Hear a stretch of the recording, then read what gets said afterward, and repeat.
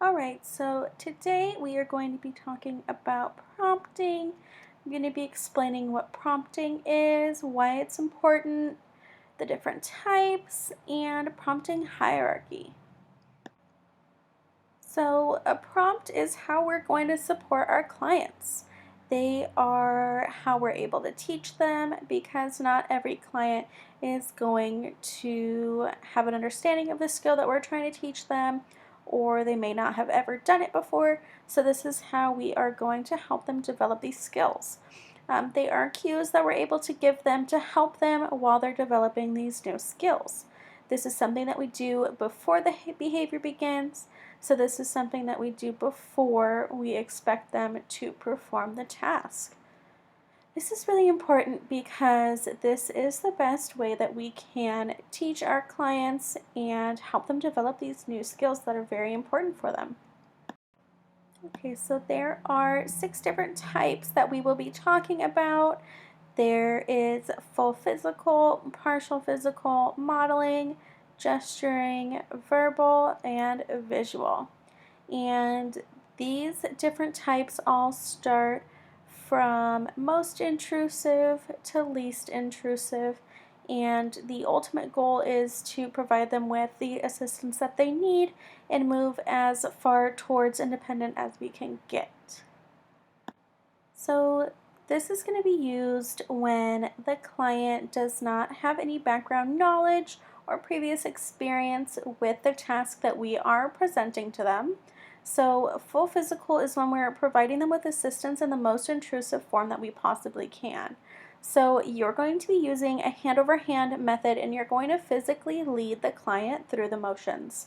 So in the example that you can see here in the background, the client probably has never done this before. They are developing this new skill that is very important so they can be as independent as possible.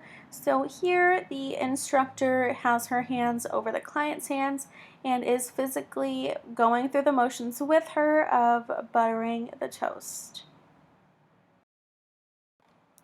So this slide we're talking about partial physical, and here the instructor is giving some assistance but not as much assistance as they were during full physical, and they are simply just guiding them enough to help them follow through with the task.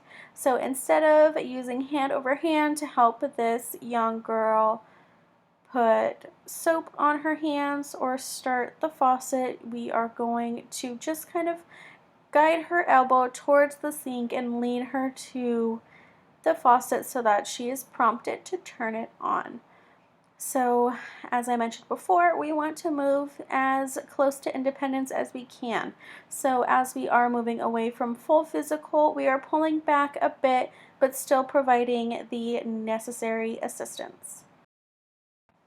Alright, so now we are at modeling, and modeling is what it sounds like. You are showing your client what to do or demonstrating it for them so that they know exactly what you are expecting.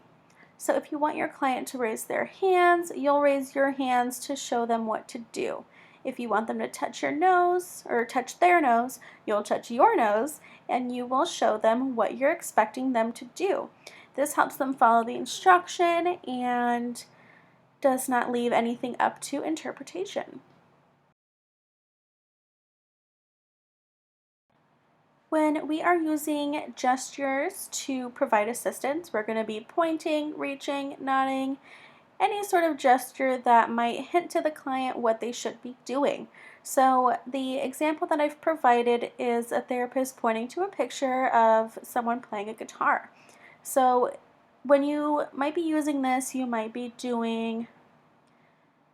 have some cards out and you might be showing your client different cards and you want them to point to the card where someone is playing a guitar. So you'll say, point to the one with the guitar, and you might point to the guitar. This will show the client that this is the guitar, and now next time they're able to successfully point to the guitar because now they know which one it is. Alright, so for verbal prompting, we're going to be telling the learner the answer. As shown in the photo, this therapist is telling the little girl what is on the card. And now the next time that she sees the photo, she'll know exactly what it is and she'll know how to answer. So this might be something that you do with a child who's maybe working on labeling, identifying. This client is going to know if her therapist points to a picture of a cow that this is a cow because her therapist told her so. So now the next time we're going to be running through these programs, this little girl is going to know, oh, this is a cow, because she now has learned how to identify a cow.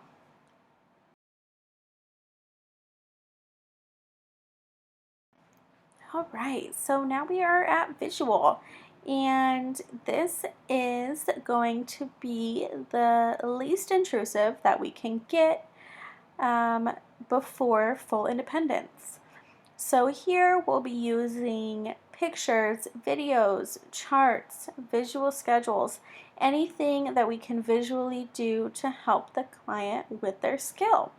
So here we are using a visual schedule, a little reminder for the client.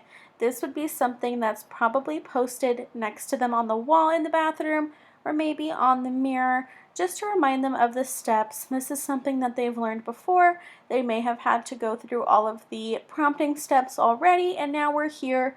We are getting very, very, very close to full independence.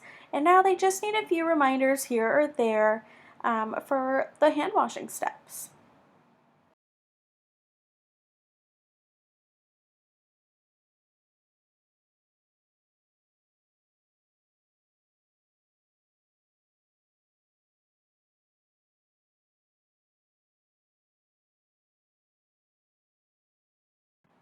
Now that we've talked about the different types of prompts, we are going to discuss the prompt hierarchy.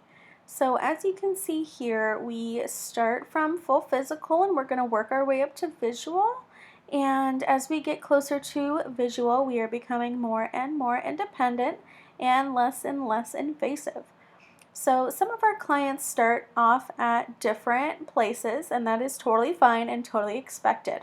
So you're going to have to find out where your client is and what type of assistance they're going to need. So sometimes our clients might start all the way at full physical, and sometimes they might just need some verbal reminders. So just figure out where you're going to need to start and work your way up from there.